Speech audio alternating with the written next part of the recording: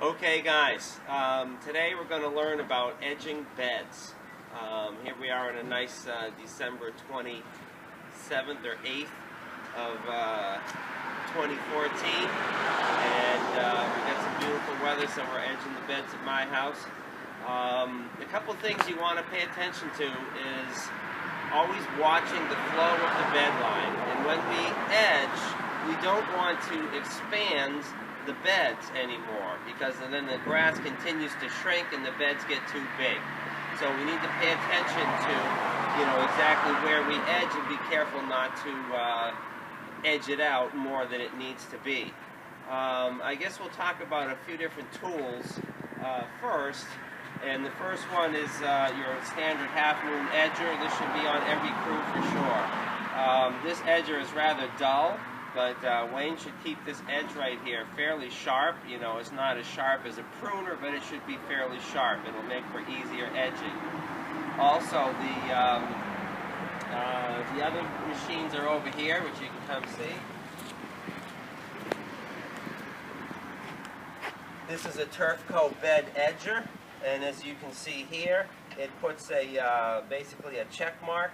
And it removes the sod. It's not so necessary perhaps in a dirt bed like we have here, but if you're edging out decent grass, it's nice to use this machine. And then you'll just roll up that sod and pick it up. And then the other machine is this bed edger, which is a trench master, we call this. And as you can see here, this cuts out a check mark as well, and this basically carves out a check mark and leaves a pile of dirt. So the soil that's in there, if it's grass and all that, it's just pulverized and basically twisted up into dirt. This has a wheels that turn, and you pull this machine backwards, and you can just turn it around as you go, and get some nice flowing bed lines with it. So before I demonstrate that, I want to talk about the bed lines themselves. We always want to think about mowing when we are preparing mulch beds. We want to minimize mowers having to get into a small little nook and cranny to stop or pull back. We want to just have the mower just go with the flow. A bed line should always be a nice curvaceous flowing line. Think of a woman's body. It should just be curvy and flowing, right? It should not be rigid with nooks and crannies that we then have to go weed whack or get in and out with the mower. So we've got some started beds where it started here, and you can see this line is fairly clean in terms of where the grass is. But if we're not careful, we could be out here edging, and then this lawn would continue to come out and would not be good. So we want to look at our line. A lot of times it's nice to use an extension cord or a hose that will help us to determine where that line should be. So in doing that, we want to just lay it out. And, this cord is a little bit cold, so it's not perfect, but you can usually get a nice flowing line with a garden hose.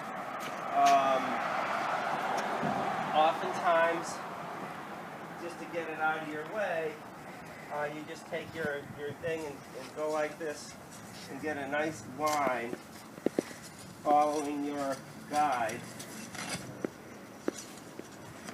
Now when you come across a walkway, you want to pretend the walkway is not even there, and let that line just flow right across, so as if the walk's not even there. Okay? And when we pick up on this side, here how the bed used to go like this. Okay, but as we look at this and apply judgment and thought to our edging, we're looking at this as a little cranny or a nook and cranny that's maybe not as good as could be. We've got all moss. There's not enough sunlight there to get a a decent grass, and also it's a little cranny that the mower, you'd have to weed whack. So we can follow this line and maybe just curve it right around into this other bed, and that will give us a little bit better flowing line that'll be easier to mow. So again, I would just come like this.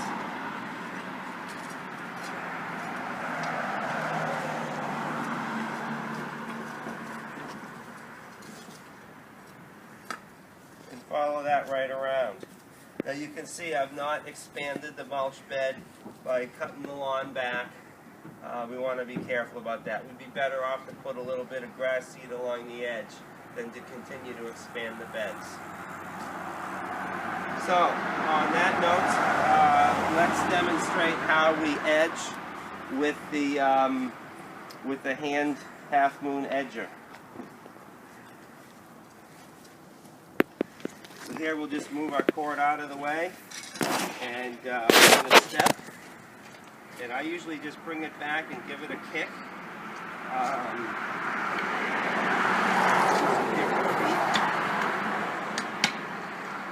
Sometimes you can just pry it on your knee right here.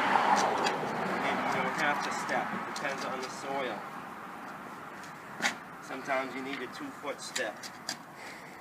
And I generally like to kind of do it quick and then come back and clean it up a little bit, but you should get most of it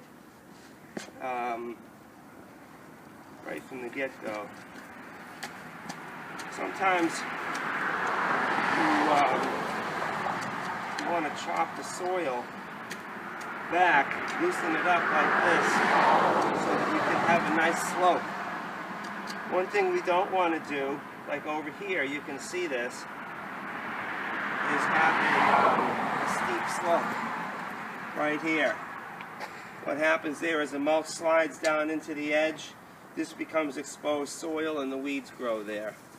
So by having a more gentle slope back, the mulch will stay where it belongs, and we don't have that, we get kind of a nice angle as opposed to like this.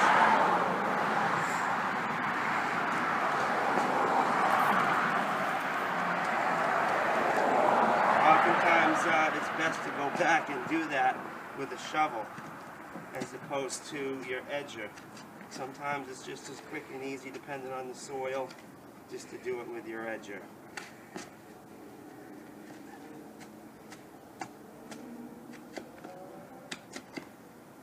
I'm finding some roots in here, which is kind of messing up my prying, because there's not a lot of grass roots holding the edge together. My edge is crumbling as I kick this edge in, not to mention that all the mud is sticking to my edger.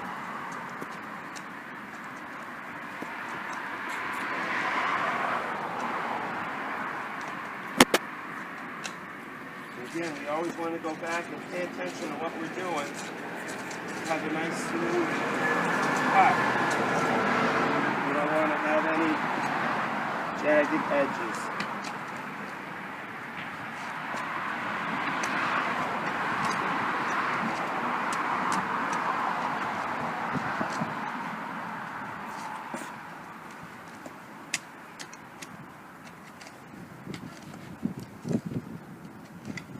We want to be careful about where we're kicking our dirt.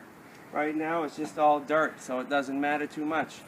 But if we had a bunch of plants in there, maybe we don't have any room to kick it. And all we would do is just cut the edge, then we get in here with a shovel and dig it out into a wheelbarrow, especially if the bed's all well mulched. So here there's no mulch left. It's been a long time since these beds have been mulched, and we can just lose all the dirt right in the bed, just rake it all smooth and mulch over it. But if there's a lot of clumps of sod and everything else, all that's going to have to come out. So you'll have to use some judgment on that. So now let's take a quick look at using one of the other machines. So okay guys, this is what we call the bed edger, which is by Turfco, handy machine for edging beds. To start it, we'll make sure our gas is in the on position. And this is our choke. Choke is, this is open, and choke is this way here. And then this is our throttle. So I'm going to put our throttle up and pull it.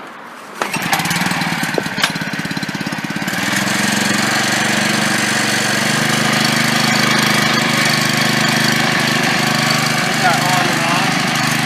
And we'll have to set that oil down there as well.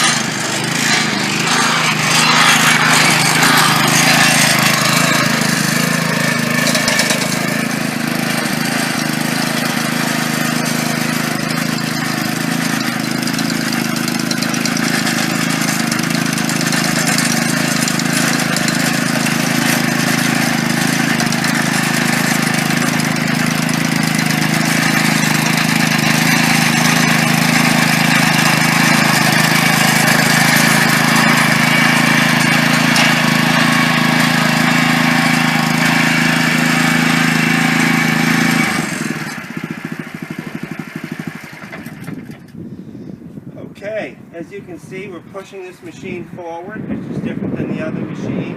And this blade here will just do a nice job of basically side cutting that out.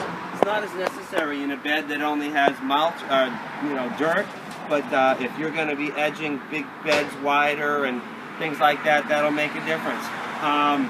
This here adjusts the depth of your blade, as you noticed. In the demonstration, as well as this lever here engages the wheel. So there's a roller on the wheel, and this is self-propelled. It's messing up the edge a little bit because there's not a lot of grass here because of the shade, but if this was a heavy turf, you would be very glad to have that self-propelled and moving along. So now that we've done a first pass to loosen this up, we would then come back by hand and just clean it up. And again, if this was a lot of sod in here, you would just be rolling it up. It may need a shovel to help you do that a little bit, but it would be cut out nicely. See how I don't need to step on anything.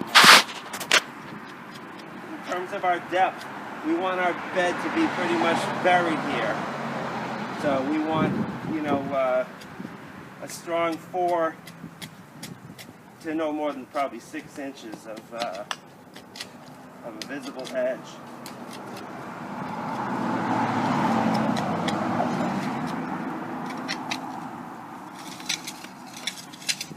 Smooth this right out. We want to watch for any kind of flat spots and make sure that we don't have flat spots. It can be straight, but if it's not straight, it should be a nice flowing curve. Jumping over here, a couple things I want to point out in mulching is you need to be observant as to what's in the bed. So we've got a lot of irises in here, which are ground level tuberous roots. We've got an irrigation hose right here, so we can see where it comes through the bed right here. We've got valve boxes, so we want to be careful that we're not cutting through irrigation pipes. As we look around, we see that we have low voltage lights. We want to make sure that we're not cutting low voltage light wires, so just be aware of that, especially with the machines, because they'll cut through it easily. With your edger, you can often feel it, but it's best not to, because when your edger is sharp, it's easy to poke right through them, and then you've got another service call. All right, so right there you can see we have a nook in the flow of our bed where I hit the rock with the Trenchmaster. So what you want to do is just pull that soil back into that valley there, and step on it and firm it up, and then you know, get your bed line going where it needs to go. So and just reestablish proper bed line. So you can hold it there and step on the top next to it to pack it in nicely, and then we'll just go back and throw a little bit of seed to get that turf reestablished. Okay, so here we go. We've kind of cleaned this edge up after we ran over it with the machine, and now we're going to just make sure that we don't have a big bump here. Nice flip. Get in here with the grub hoe.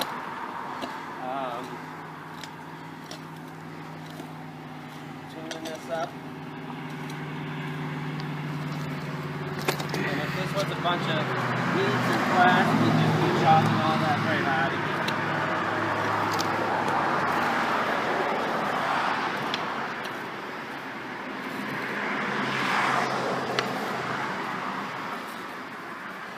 And then once we have our edge grubbed out, we can then grab our metal rake and just rake everything nice and smooth. We want to be sure that we're flicking the dirt out of the bottom of the edge. If there's any low spots in the bed, we should be filling them in with all this nice soil. You should also use this opportunity to loam and seed any potholes in the lawn. Oftentimes it could be, if we're doing it early in the spring, it could be lawn damage from the snow plow. It could just be a hole that you have bumped in yourself with the mower in the past. So look around and see if there's any areas that need to be loamed and seeded. While you're doing it, you got all this extra dirt, take a few shovels, throw it, spread it around, and get some seed on it. So, so this bed here is just about ready for edging. You might find you just have to tidy up a little bit here and there after you've finished. But that looks pretty good. Okay.